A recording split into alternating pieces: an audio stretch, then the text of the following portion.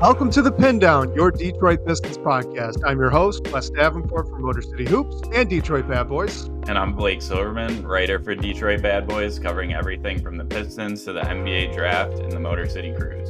Blake, man, it seems like you've had a pretty busy week, and obviously, all of us are following you on Twitter. I hope that's at Blake Silverman. If you guys aren't, you really should be. He's doing great work, but it seems like you've been doing a lot of work there with the Cruise. How's that all been going, man? Oh yeah, it's been going great. Thanks for asking. Yeah, a little teaser for everyone who's with us. I'm doing a couple player features on some Cruise guys, some people you might know from the Pistons as well. So went to practice, did some of those interviews earlier this week, and then the Cruise actually played this morning. We're recording on Thursday evening, so they played at 11 a.m. So I was there for that as well. They weren't able to pull out the W, but they're coming right back on Saturday. So it was cool. All the two-way guys plus Stanley and Moody were active, so it was nice to watch them play again. And they've been pretty successful this season, right? I mean, at the risk, I haven't been following too closely, so full disclosure on that. But I think they've been having a solid season, right? Yeah, so not to get too deep into it, but the G League splits their season into two parts, the showcase and then the regular season. They had a really good showcase season, qualified for that tournament.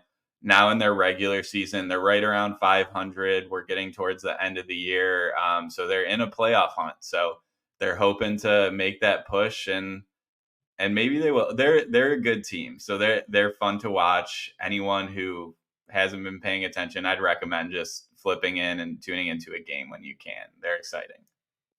And for all of our listeners here, as we're kind of shifting into the draft season, important to remember with G League players that the website for the stats, it does kind of split their showcase and then their regular season as well. So that's just something to note as you guys start stat hunting for all these NBA draft prospects that the Ignite have. So let's talk about some Pistons games, Blake. We had some controversial ones. I think we're going to skip over the Magic one, the Paolo Banchero game winner that they lost. A night immediately after, they also lost to the Knicks.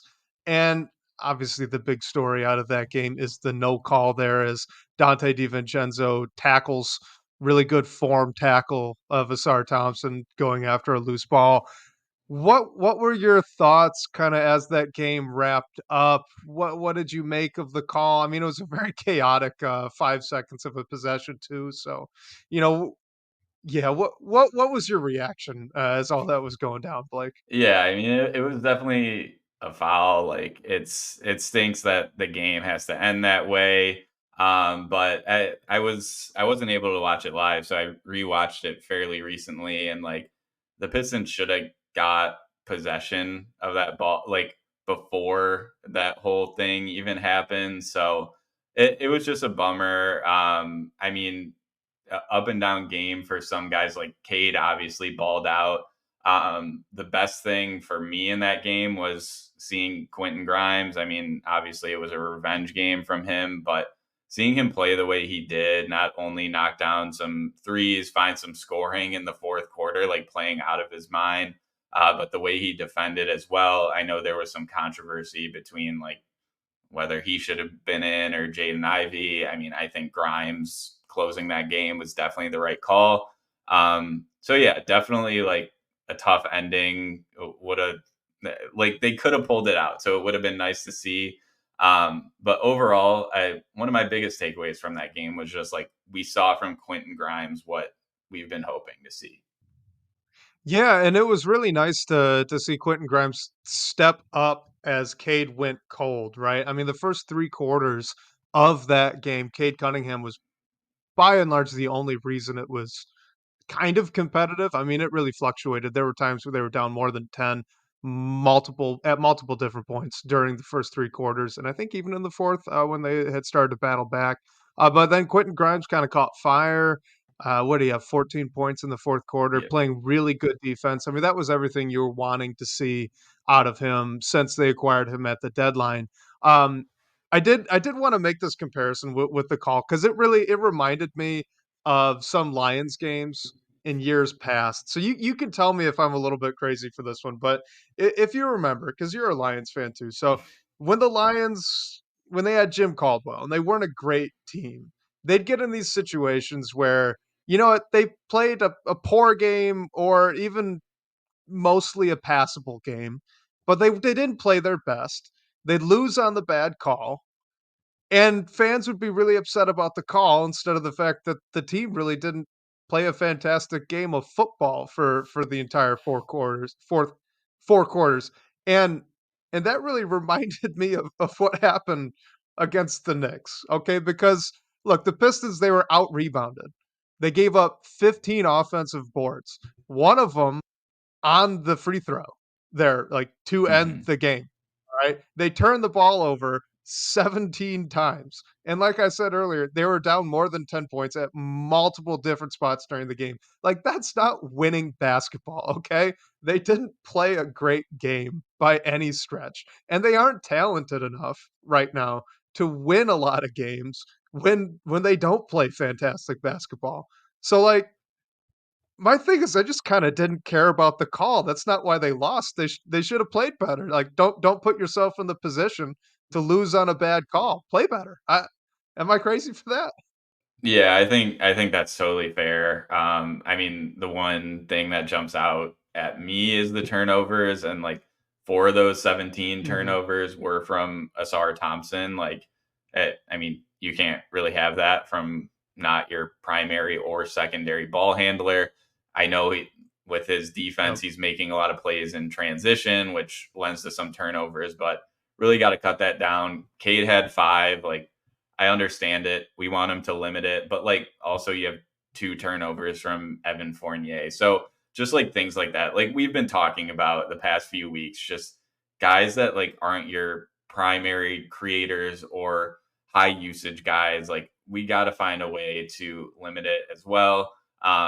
Also, that New York game was when Cade picked up the tee from like arguing a call. So I don't blame him for that. Like Yep. he's been getting hosed like with how he's being officiated, but that's another thing like we want to tighten up as well. Again, don't blame Cade for that. I know those things are going to happen, but when you look towards it and there's like a close game, it's just some of those I guess mental things or just like mistakes like lazy turnovers that really put you in that position.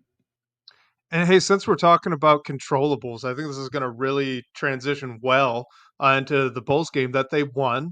Hooray for that, that they did win.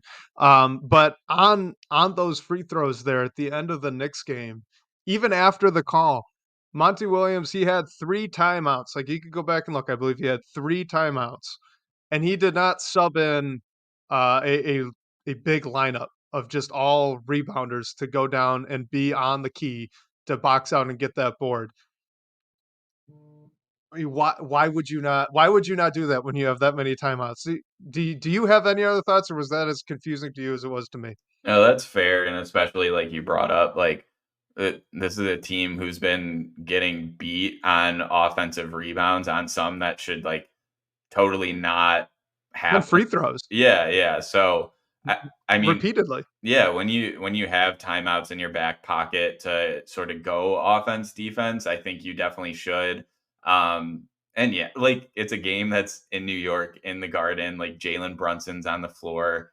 Like you know what's coming. You know whose side the crowd is on. So I think you need to do what you can to put yourself in the best position to have the ball in your hands with a chance to win the game. And I mean, I know, I guess in theory they should have done that, but there were other things that could have been done as well to get them the ball a little bit earlier too. Yeah, I mean, like, that's just been my that was just my thing with that game, is like you get to the end of the game even after the call, the guy misses the free throws. Josh Hart misses the free throws and you don't box out and get the rebound. Like, you could have subbed in a bunch of centers. You could have had Duren, Wiseman, and Muscala, who was still on the team. You could have all 3 of them in there. Just get all the 7-footers out there, get the rebound, call timeout, advance the ball, and go take a shot. Like, they even could have had a chance after the fact. So, like, the call's not why they lost. They lost because the Knicks were just better. They played better basketball, and the team made some bad mistakes. But enough of the negativity. Well, actually, some of this might get negative because we're probably going to talk about rotations. But let's talk about that Bulls win. They got one after three very close games where you could make the argument that they should have gotten a win. They could have found a way to pull it out. They did against the Bulls. They held the Bulls to 95 points, which is pretty good, just in terms of a team number. And Isaiah Stewart made his triumphant return from that suspension and injury that had been keeping him out for a while. So, what were some of your takeaways from the Bulls game, that win? And how about we talk about just a little bit of rotations? What you had thought about that as Stewart kind of got reintegrated into the lineup? Yeah, I mean, I wasn't totally surprised that Stewart was starting because it feels like whenever he's been around, like he's been in that starting role. I mean, we can agree with it, we cannot agree with it, but it seems like he's firmly a starter on this team. Now with like Simone Fontecchio and Quentin Grimes coming off your bench, I mean, I think personally, I would lean towards starting Fontecchio, and he had that great game off the bench, 5 for 9 from three, 17 points.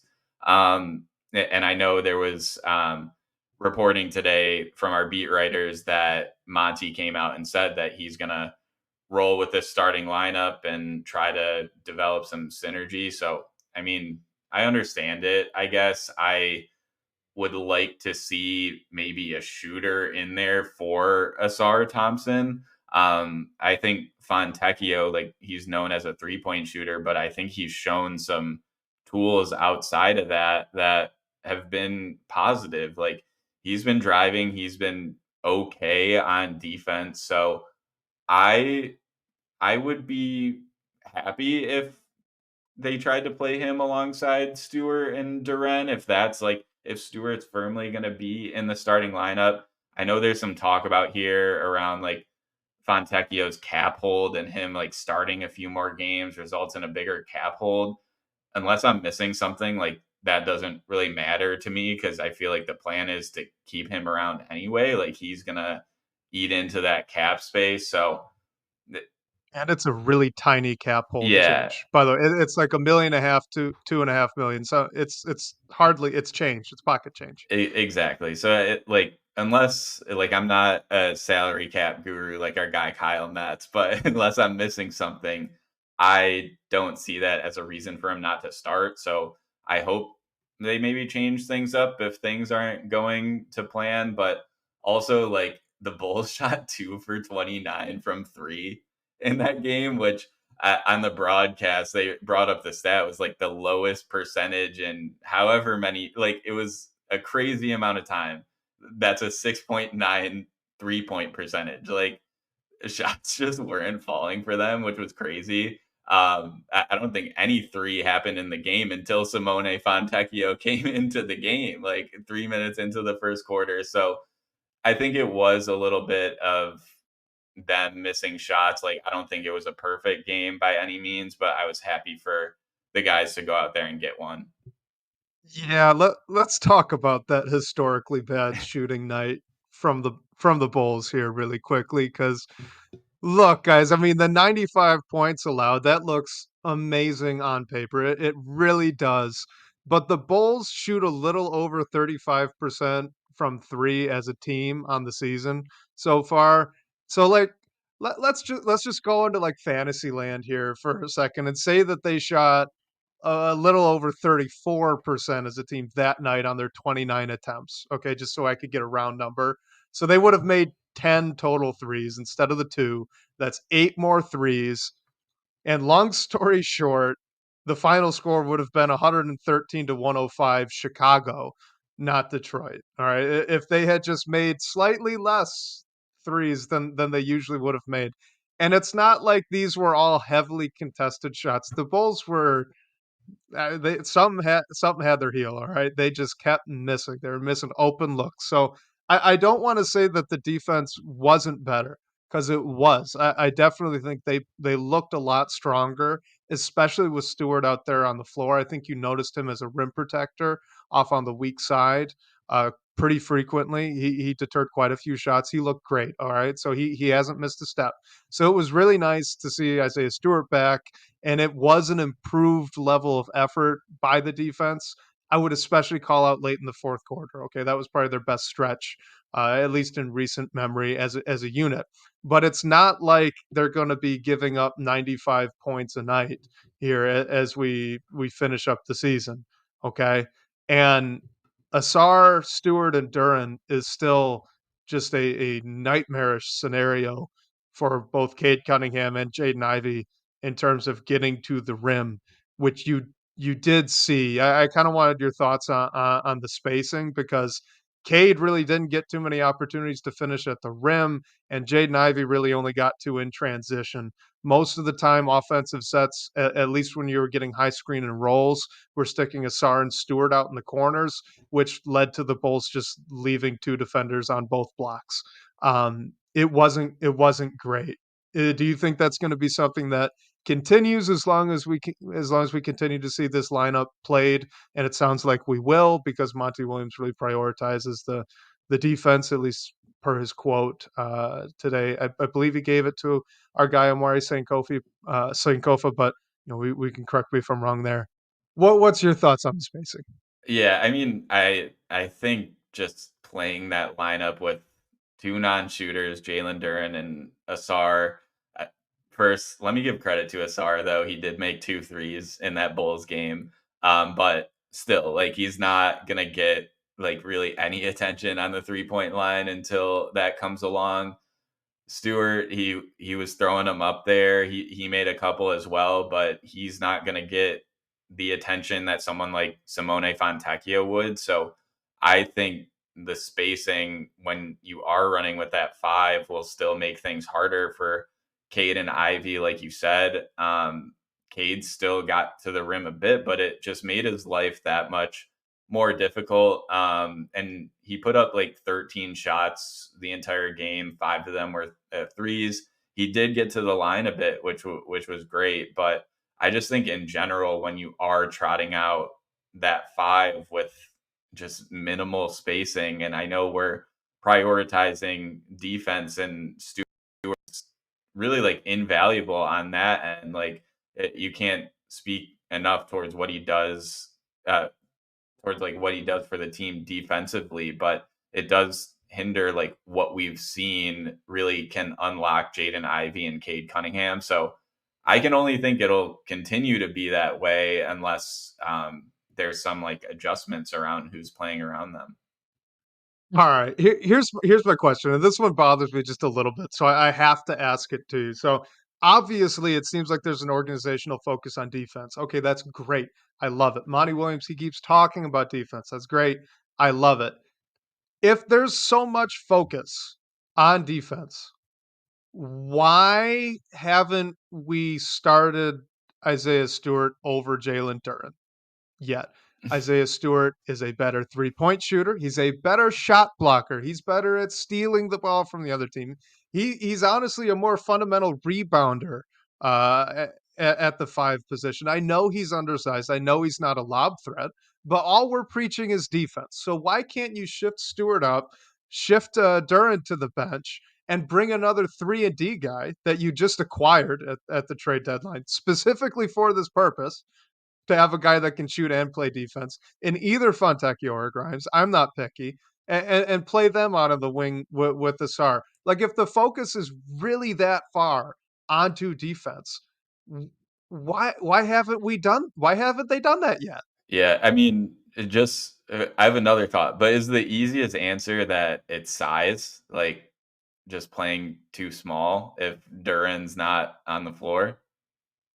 I mean, maybe, but Duran Isaiah Stewart's a far more effective defender at the five than Duran is right now, even given the size.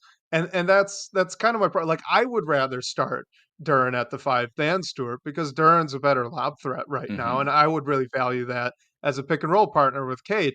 But like if we're purely talking defense, Jalen Duran is not a good defender as a big man. Isaiah Stewart is. Right. So I think the other answer for why, like, if Stewart's always going to be in the starting lineup Duren's going to be in it too. Like, I think it might also be Monty Williams' coaching style. Like, he's always used a more, I guess, I should say a five in an archetype similar to Duren. Like, I think that's what his system is sort of built for, having that kind of lob threat similar, and just like pick and roll partner, kind of like what DeAndre Ayton was in Phoenix.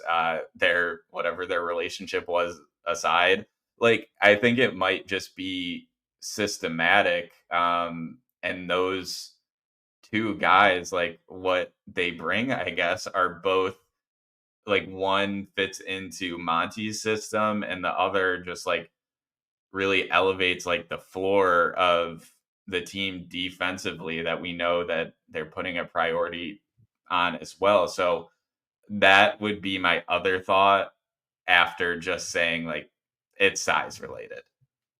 So here's my follow-up because I wanna make sure that it's clear. I am not advocating for the team to bench Jalen Duren. I think Say Jalen it Duren should clearly. continue starting throughout. Yeah, say it very clearly.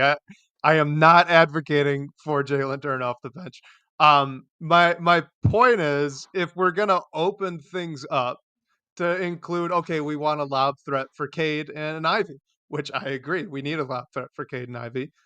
Okay, so it's not just all about defense, in which case, maybe you need a three-point shooter out there other than Asar Thompson. Do you know what I mean? Like, it Yeah. sounds like they're so pigeonholed on defense, and yet they're not doing either thing that makes sense, and it's become baffling to me. I don't get it, and it does sound like this is what we're gonna get down the stretch of the season, barring any injuries, which we're not gonna hope for under any circumstances, so, yeah.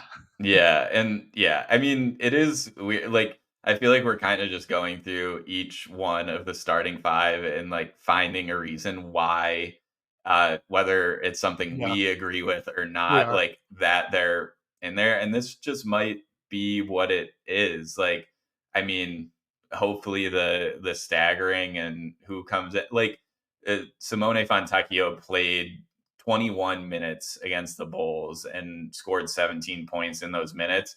I'd like to see those at least at 25. I know he's not as good of a defender as Stewart or Asar Thompson, but I mean, I just think you need to find more minutes for him as well because he brings exactly what the team needs, and it's why you traded for him.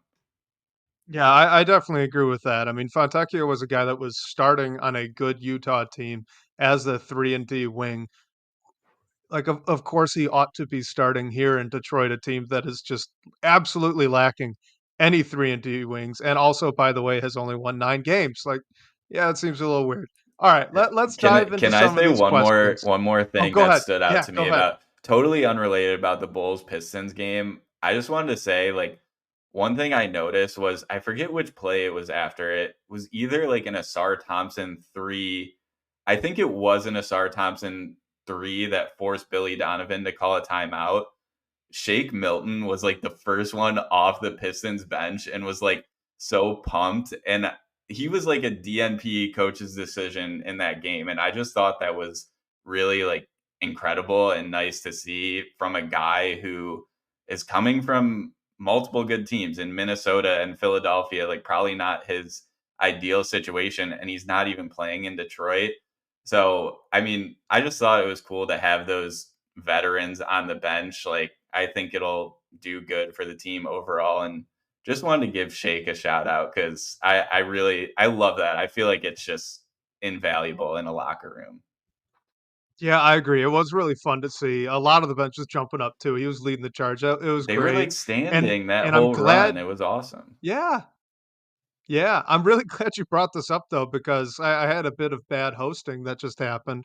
I had meant to open up with some Pistons news from Adrian Wojnarowski that Mike Muscala is being bought out by your Detroit Pistons. So this is why James Wiseman presumably had taken over from Muscala's spot here after the All-Star break. They were negotiating this contract buyout. What was your reaction to seeing that? And obviously, this is a little bit of a tough break. That Bagley and Livers trade that they made with Washington a couple months ago has now resulted in 0 players, which is just kind of a bummer. Yeah, surprised a little bit. I guess not fully surprised after he wasn't playing. I mean, I feel like this was probably brought to the organization from Muscala and his camp. Because when he came in, he was contributing immediately and he filled a role that the team needs. Like, I've been saying so many times how nice it would be for the Pistons to have a big who can space the floor, shoot the three, and that's what Muscala was. I mean, I know like his timeline didn't really fit in with the organization. So, I mean, it stinks to see. Like, I think he could have contributed and maybe even been retained to stay on the roster for the next year or two.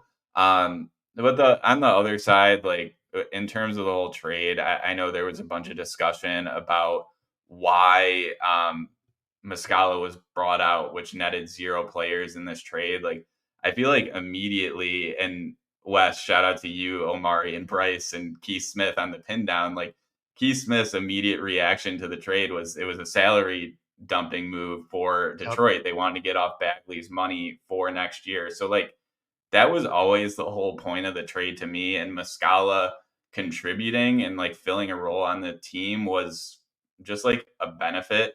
I would have liked to see him stick around a little bit longer. I don't think it was as much of a Pistons decision. I think it was maybe like doing right for him a bit. Yeah, I agree with everything that you just said there too, and I think what backs up this likely coming from Muscala's camp and not from Detroit's is if we remember, there were some rumors pretty quickly after the initial trade happened, that the Pistons were, considering keeping Muscala around. If one of the two stays, it's probably going to be Muscala into next season.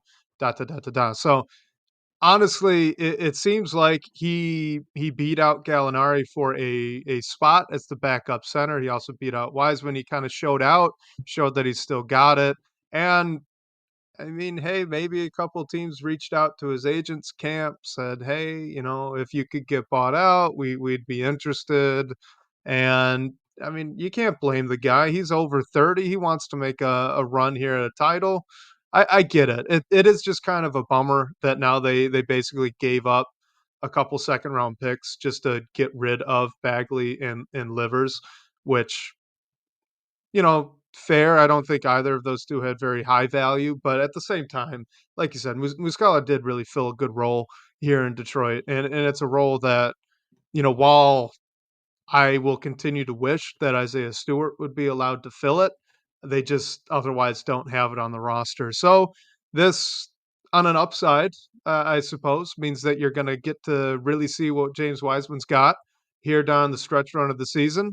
Let him prove it going into a contract year for him, and he has played well, in a few games. He's had some stinkers here and there as well, but, I mean, it hasn't been all bad with James Wiseman, especially as a rim protector. I think he's really stood out there. Yeah, yep, 100%.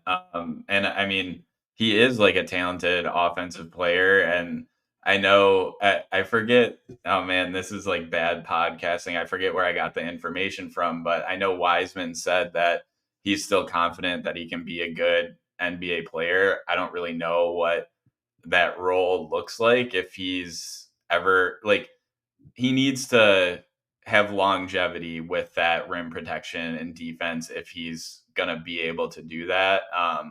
But this is a guy that was the number 2 pick a few years ago because of that upside that front offices saw. So there's something in there. We've seen flashes of it, but it's really about longevity and consistency with him.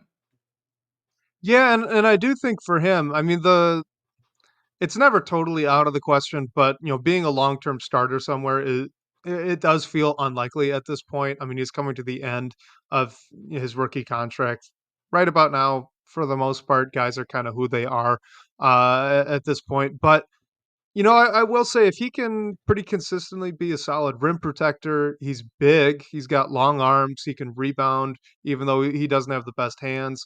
Like, even given his limitations, he could be a pretty solid backup big somewhere. I mean, I'm not going to say it should be in Detroit or it could be in Detroit. Who knows? Who knows about that? But if he does play some solid basketball here down the stretch, block some shots, catch some lobs, I definitely think it's a situation where he lands somewhere in a backup role. You know, like this is terrible to say, but I don't feel like this is a Killian Hayes equivalent situation. I think Wiseman's got a pretty solid path, and it's a pretty accessible path. So I'm rooting for the guy. I'm rooting for him. Yeah, and I think with Wiseman, there's also so much overlap with his game and like what he can potentially be in the NBA with Marvin Yep. Bagley. And it's funny that they were on the same roster and they were both number two picks, but Yeah. Washington was willing to take his contract on and keep him in the building through next year. Like I think like he has a clear role in the NBA. He's already contributing and playing well over there in Washington. So I see a similar thing with Wiseman. Will it be here or not? I don't know. But it'll be interesting to find out. Yeah, for sure. And I mean, last thing on James Wiseman, there's no world that he's a restricted free agent this offseason. His cap hold is going to be quite large because he was a former Mhm. number 2 overall pick. I cannot envision them ever picking that up to keep his restricted free agency, right? So, in all likelihood, he's an unrestricted free agent. He's going to have his run of the league. He can go wherever he wants. Hopefully, he can prove it. Hopefully, he can prove that he's a solid backup big here in Detroit, and we see what happens from there. But hey, as long as we're talking about centers, we got this pretty interesting question from @BasePistons on Twitter. So we put it up at the top. This is our pinnacle question, the first one. Compare Andre Drummond in his first 2 years and Jalen Duren in his first 2 years. Who's been better at this point? And now, to be clear, he wanted to add this context. Right? He didn't want us to just talk the numbers. He wanted us to talk more general impact. So we are going to talk some numbers, right? Because it's unavoidable. We'll bring it up. But generally, what do you think about the Drummond Duren comparison to this point in Drummond's career? Yeah, I think the difference is really like defensively rim protection. I think context is a little important here as well. Like Drummond's year two was 2013-14 when it was like that Chauncey Billups came back to the Pistons and Josh Smith was on the roster. And I feel like it was like the year where everyone realized like what is the direction here. And I feel like the direction was really leaning into what Andre Drummond could be. Like he was almost the hub of everything, like offensively, defensively. Greg Monroe, I think, was still on the team, so he was still around in a similar role. But really, like the difference for me is that Drummond was a much better defender and rim protector at this point. And also like just the league in general at this point, I feel like isn't prioritizing or just like the traditional center. Like we saw what Drummond did on the glass, putbacks and scoring that way.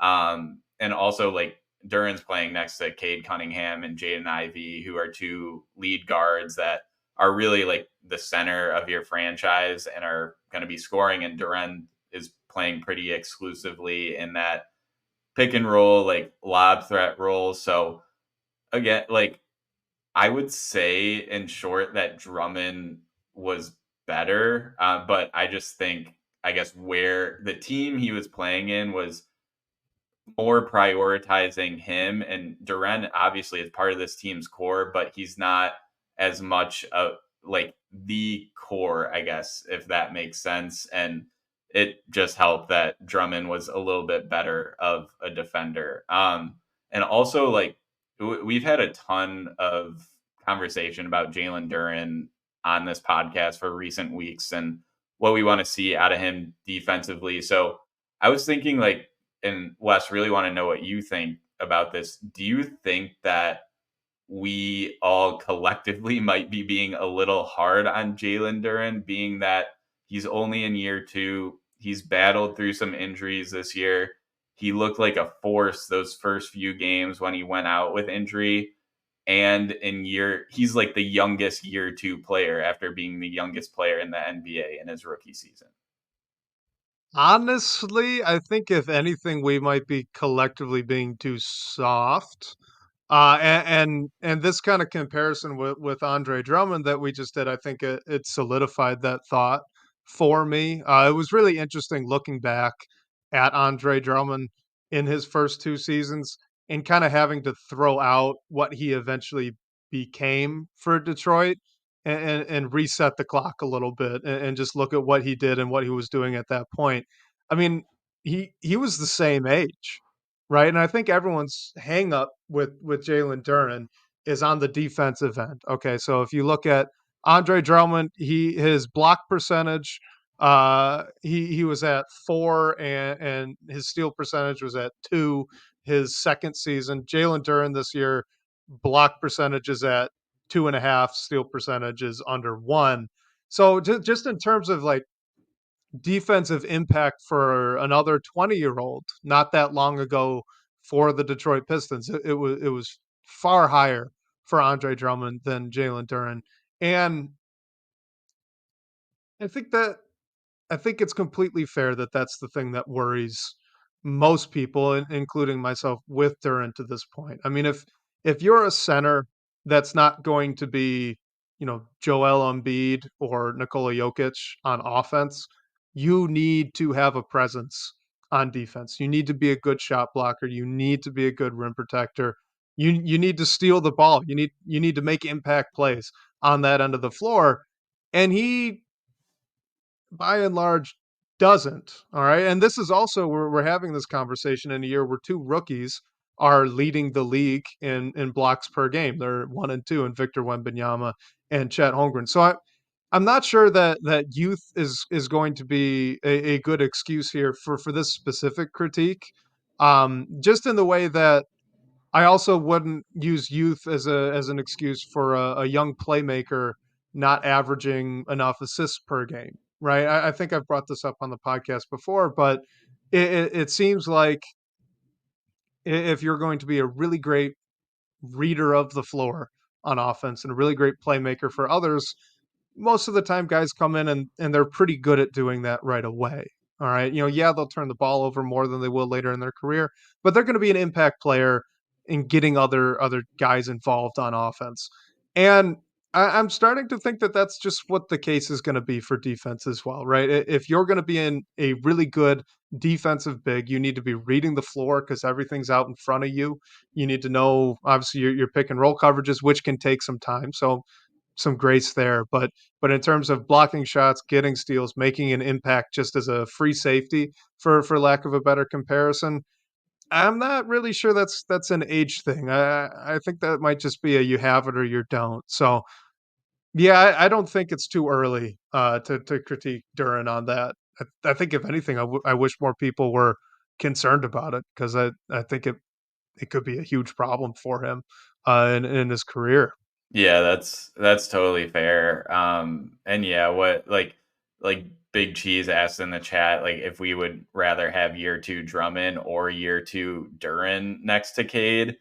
It's funny because I feel like Duran offensively fits what you want in a big next to Cade, but like we've been talking about with the defense, and Drummond could also be a lob threat. Like he was kind of like unstoppable for a few years at that point in Detroit. So I lean a bit toward Drummond on that one. And like also when we were looking up, I guess comparing their first 2 years, Drummond got most improved player votes in year two, which is Yeah. great. It kind of tells you like how the league valued a traditional big back then, and like how much things have changed in a fairly like short amount of time. But yeah, I think Drummond like kind of looked like he was gonna be a star, and I mean we know how his time ended, but I think like you could have no qualms, I guess, with what he was doing in his first 2 years on both ends of the floor, on the glass, and everything like that. Well, I think on offense too, we really need to distinguish between the two because Jalen Duren is actually now doing quite a bit of self-created stuff. I mean, they're Hmm. using him a little bit more as a hub, which even as a DHO guy, you really did not see a lot of that usage for Andre Drummond. Andre Drummond, his second year, he averaged 13 and a half points and 13.2 total rebounds. All right. Almost every single point was either a lob or a putback dunk. Hmm. He was not generating anything for himself. So, I mean, the fact that Jalen Duren is averaging 14 points this season with a faster pace, you probably would want to adjust that, right? It's not a one-to-one comparison just because of how the league has changed. But a lot of those points, or at least a good percentage of those points, have been generated by Jalen Duren. So, to Big Cheese's question, would I rather have Drummond or Duren at this point in year two? I would probably pick Drummond just because he's not taking the ball away from anybody else. That said, because Duren can do that currently, he does have a lot more potential on offense than Andre Drummond probably ever had.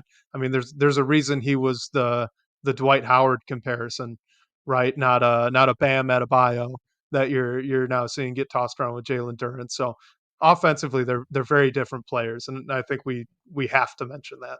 Yeah, and I think the flip side to what Duran's doing offensively is we talked last week about him turning the ball over more than we want. He turned the ball over 5 times against Chicago. So like things like that too. Like that part of his game is still developing. Like it's something that we've seen for the most part this year. So I don't want to knock him too much for that, but in those like you just don't want your 5 man to be turning the ball over 5 times a game. So got to clean that up too. But yeah, like you said, Duran can definitely make things happen in more ways than Drummond certainly could.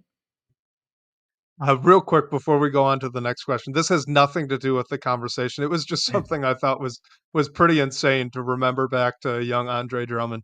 Jalen Duren is a very good rebounder. He's an incredible athlete. He's averaging 12 rebounds per game this season. This season, he's averaging 3.3 offensive rebounds per game. That's pretty good for a big. Andre Drummond averaged 13.2 total rebounds his second year. 5.5 of those were offensive. That is nuts. That's insane. He was So putting just, up oh 2020 my god, games I like can't remember fairly that. frequently. Like it was kind of crazy. Yeah.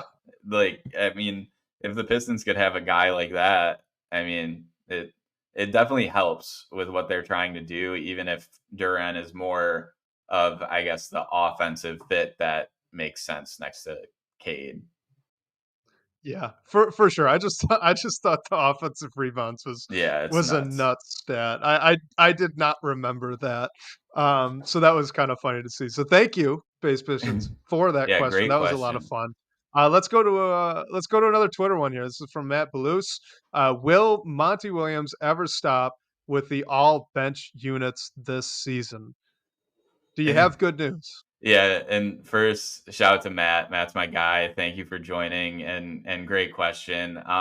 With Monty, I'm kind of at a point where like I don't really like believe anything until I see it, I guess. I mean, he said that the starting unit that he ran against Chicago is something that we're going to see at least for the foreseeable future. We've continued to see all bench units, even though they've really like killed the game and took any momentum away from what the starters did.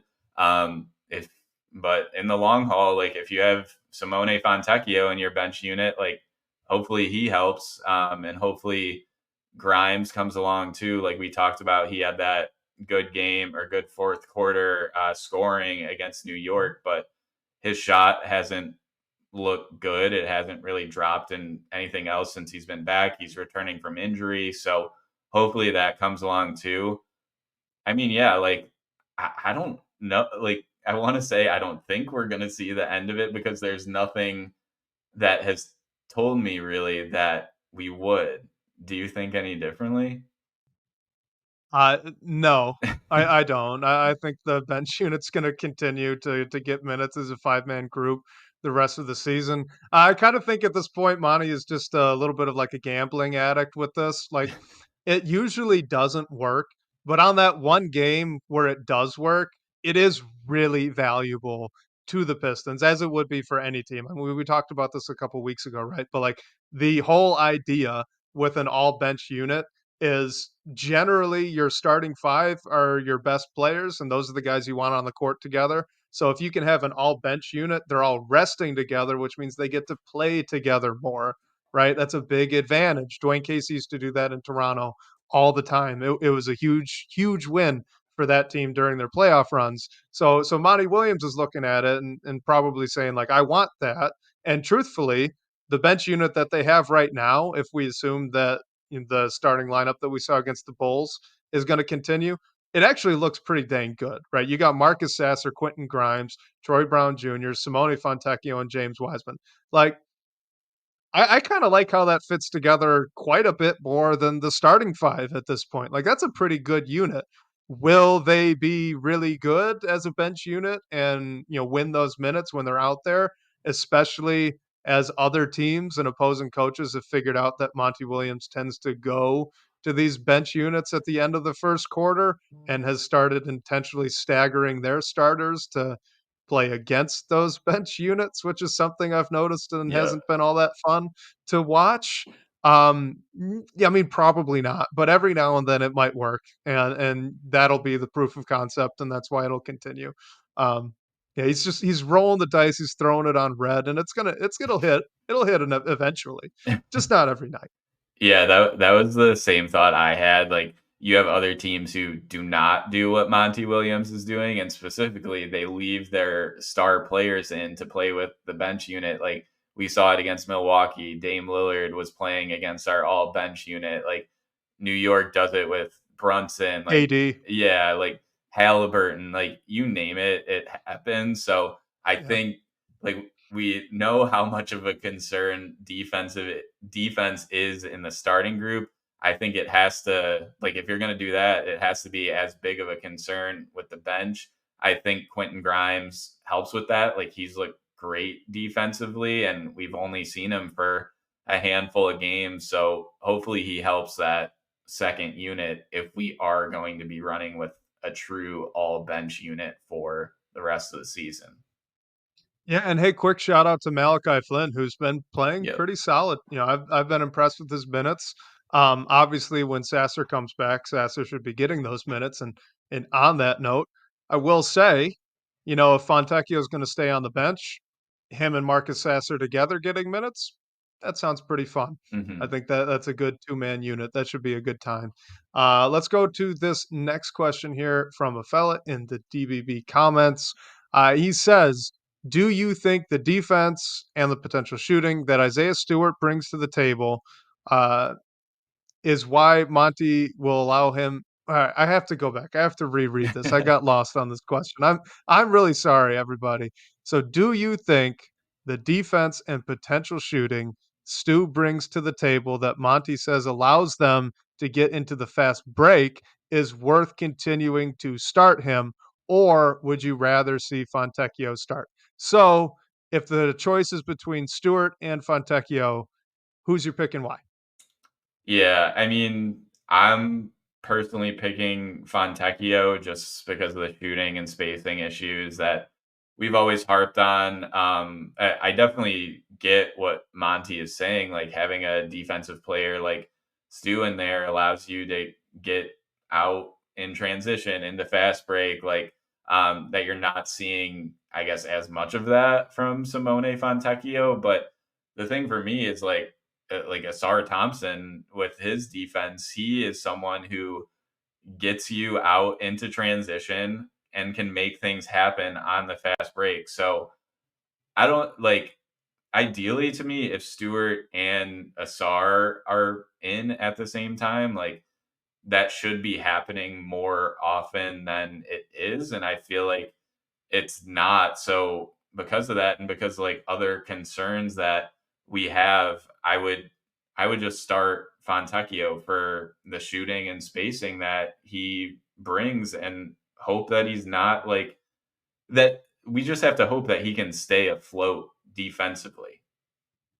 Well, here's the calculation, Blake. All right, because you look at these and it's a trade off. All right, so you're going to look at Fontecchio versus Stewart, or even Fontecchio versus Asar Thompson. Is he so much worse a defender that the increases he gives you as a perimeter shooter and as a ball handler are not worth having, right? And I think we could all pretty confidently say that answer is no, he's not Mhm. that much worse of a defender. I mean, even just in his time in Detroit, let's throw out what he did in Utah, where he again was a very good 3-and-D wing. Even in Detroit, he's been a pretty dang good perimeter defender. He's got length. He moves pretty well. He's fundamental. He stays in front. Like, he doesn't wow you. He's not going to blow you away, but he's a good defender. He's a solid NBA defender, right? So it's not like there's some massive drop off here. You're not. It's not like the Bojan and the Burks conversations we were having earlier on in the season. Like, if you swapped Asar Thompson for Bojan Bogdanovic, yeah, you were getting a lot more shooting and scoring, but wow, were you giving up a lot on defense? If you swap out Asar Thompson on Fontecchio, like, you're giving up some on defense, but not so much that it's not worth benching the 15% three-point shooter in favor of a guy that's still a good defender and also just happens to be almost 40% from 3 on good volume. Do you know what I mean? Like, Yeah. I think it's a pretty easy answer, but obviously I'm on record for a while saying that it would be. So, what are your thoughts on that defensive trade-off that Fontecchio brings? Has he been as good of a defender as maybe I've thought? Am I wrong? Yeah, I don't think like the risk reward with starting Stu over Fontecchio is that great. Like the thing with Fontecchio defensively, and this goes back to when we first traded for him. I kind of went to some like Utah Jazz articles and stuff to read more about him, and everything I read said as a defender, he's improved this year from what he was last year. This is his second year in the NBA. He's a bit older because he came from overseas. So, I mean, maybe his defensive skills are like a finished product, but I think there still might be some more room to grow there, especially because he's improved this season. And like I mentioned at the top of the podcast, like I've liked what I've seen from him outside of his 3-point shooting. I think he's shown some stuff that Yeah. while we thought there was upside that he could drive the ball, make things happen at the rim, play defense, I think we didn't really know for sure. And at the very least, we've already seen flashes of that. Yeah, no, I totally agree. So let's get to this next one here from Rames in the DBB comments. Has Cade's recent dominance, he's on one heck of a 4-game stretch here, and has been playing really well since the All Star break generally. Has that recent dominance changed your outlook about his ceiling? It's a good question. Yeah, I think my answer is kind of, which isn't a good answer, but I think over this like insane stretch, like these games that Cade's been putting up, like there have been games throughout his career where he has nights where he's putting shots up and you kind of know that they're dropping. And that's kind of been every game these past few games. There, we've wanted to see like improvement with him as a 3-point shooter since his rookie season.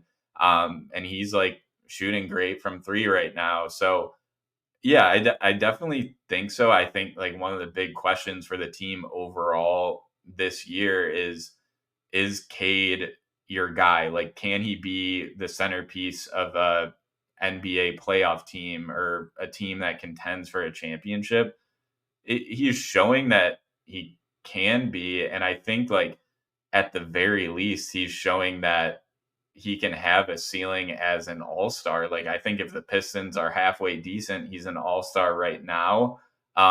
Which I mean, I thought he could get to that before the season started, but I didn't. I don't know if I knew that until I saw him this year. And I feel like now I know that Cade is definitely an all-star caliber player, which I maybe couldn't have said so before. So I think that definitely changes my ceiling a little bit. on in a positive way. Are you thinking some of the same, or where are you at with that? I don't think that this hot stretch has really changed what I think his ceiling is, but I'll also throw in that I've already been pretty high on him for most of the season, and even going back before that draft. I really haven't adjusted too much where I think he can go. So, I think the big thing for me, at least what stood out to me in what you were saying was, I don't want to get ahead of our skis yet when we're analyzing Cade. The question to me is not, can he be the centerpiece on a championship team? This team's nowhere close to that. It's not even, can he be the centerpiece of a playoff team, which honestly I think he's already answered yes, but even so, this team's not really close to that, right? The relevant question is, can Cade Cunningham be the centerpiece of a rebuild that turns out well? And I think that is a resounding yes. There's no questions left.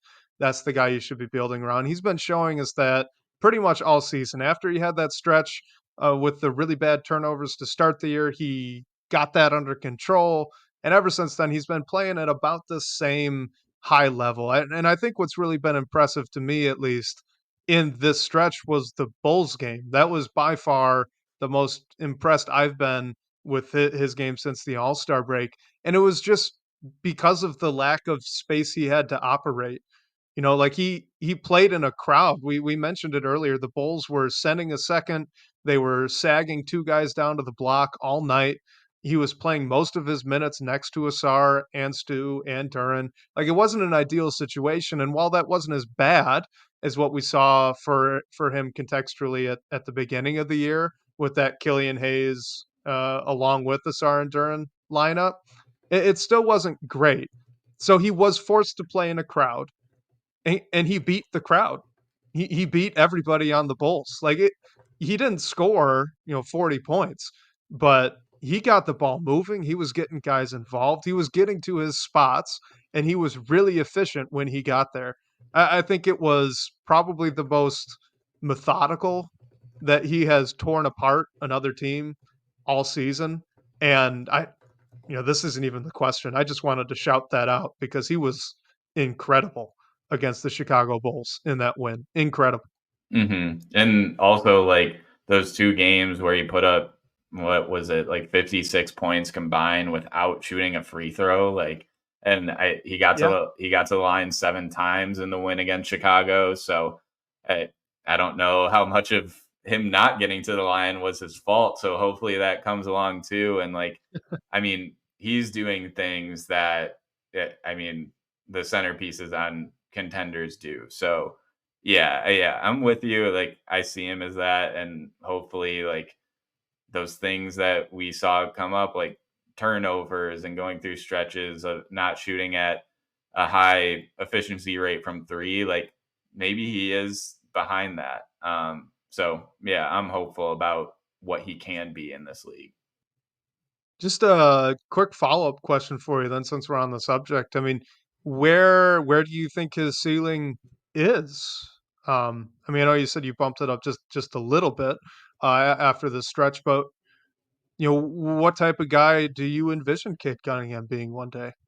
Yeah, I always like, I don't know what, I know everyone like does the Luca thing with Cade, but I always kind of look to what like Jason Tatum is for the Celtics and kind of wonder if Cade can be the same thing. Like, they're not the exact same player, but just like that role for that team. I mean, Tatum has Jalen Brown alongside him as like a secondary scorer, and some nights can be a primary scorer, kind of like what Ivy is. So that's what I see. I mean, so I guess maybe in terms of that, like all-star starter at the very least, like I think that's what you would say Jason Tatum is, and can compete for championships at least. And I mean, he's looking like he can get over the hump at some point.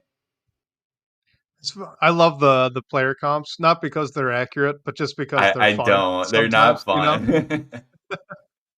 fun. They're fun as long as you don't try to take anything away from them, Yeah. which I try not to do. But I've always saw it was a little bit more Chauncey Billups to me as a Okay. point guard. I never saw the Luka thing either.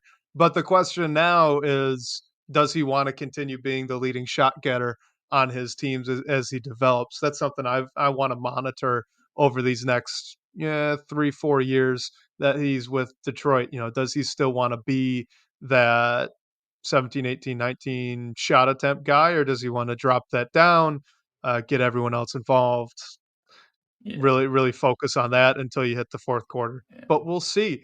Let's do one more. Let's do one more here before we get going. Um, this is from at by Matt Cohen. He asks, with as bad as this draft is expected to be, do you think the Pistons are better off trading out of their lottery selection for an established player or take their chances? And then who might they trade for? So let's assume for now, which it is actually a question mark now with the rate the Pistons are winning games. They could catch the Wizards. They could even catch the Spurs and the Hornets. But let's say for now that it's a top five pick. Do you think they might be better off trading out of that selection, or would you rather take a swing at a guy? Yeah, and also shout out to this Matt as well. Also my guy. We cover the WNBA together. So thank you, Matt, for chiming in. Great question. I mean, if they can trade a top five pick for an established player that is the right fit, I think that is definitely a strong option in this draft. The trouble is, well, you never know like who is going to want to move up and who's going to want to put a package together to move up. But especially in this draft, that's fairly wide open. Like we don't know who is going to go number one for sure. Like we knew Wembenyama was going to go for sure last year, and different guys in some other years. So teams may take chances on staying where they are to see if their guy falls to them. The question is if it's a team that's like a playoff team or back end of the lottery, do they want to trade up? And then who in the top five is going to do that? So I don't know. I feel like while the Pistons would be good, in my opinion, to trade out of a top five pick this year, I don't know if they'll really have the opportunity to do so. And second, if they were able to trade for an established player, I have one name. I've heard some others that like might make sense, but one that I was thinking of that I think would cause a lot of hysteria. So I'm really interested in what you have to say is Jeremy Grant. What do you think? Ooh, I mean, I like obviously Jeremy Grant's a real good fit with this roster. He fits really nice next to Duren because he can shoot and he can block shots, two things that Duren struggles to do. So kind of covers up for him on that end, but also spaces for him to be a roller, short roll guy. So I really like that fit. I don't know if I give up a top five pick for him, Blake, at this point. And here, like I'm early. I'm really early in the draft stuff. You're light years ahead of we. I am sure. But my early impression is I don't think it's as bad as people are talking about. Even at the top. I mean, I know there's no Wembenyama. There's not a Cade Cunningham. There's no one of that caliber, but I mean, there are a couple guys that are contending for that first overall pick that I mean, they're not totally in a different ballpark. They're still very, very good Yeah. prospects. You know what I mean? And I think that's up and down in the top five. Even you could probably expand that out to maybe a top seven or eight. So I'm not sure that this draft is as bad as some people are talking about it right now.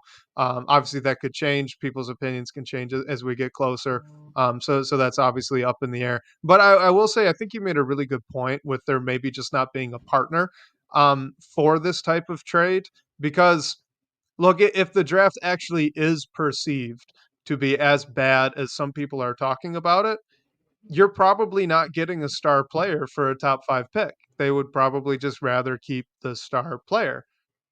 So it always takes two to tango here. Either the pick is worth a guy who's an established star, an all-star caliber guy, in which case maybe you should be thinking twice about trading that pick in the first place, Mhm. or the pick isn't because the draft isn't viewed to be that strong, and well, now you don't have a choice. Now you're just taking the pick. So I'm not really sure if they're going to be better off trading out of it. I think what could get interesting is if they look at some of the guys that are in the top 5 and there is a little bit of overlap with Duren, Asar, and even a little bit of, Jaden Ivey, and if they look at that and they go, "Well, maybe we trade one of those guys and keep the pick because one of those guys might be more valuable."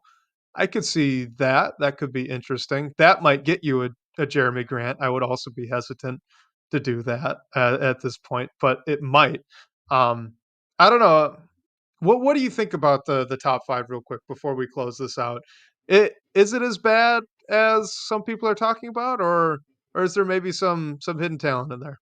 No, I mean, I think there's a number of guys that are gonna be in the top 5 that you definitely, like, want on your basketball team. The interesting thing is I feel like that top 5 is much more fit dependent, and especially when you're comparing it against the teams who are going to be picking in that top 5, like, I think the only way the Pistons consider trading a pick, like, is if, let's say, we land at 1 or 2 in the lottery and Washington is picking right behind us.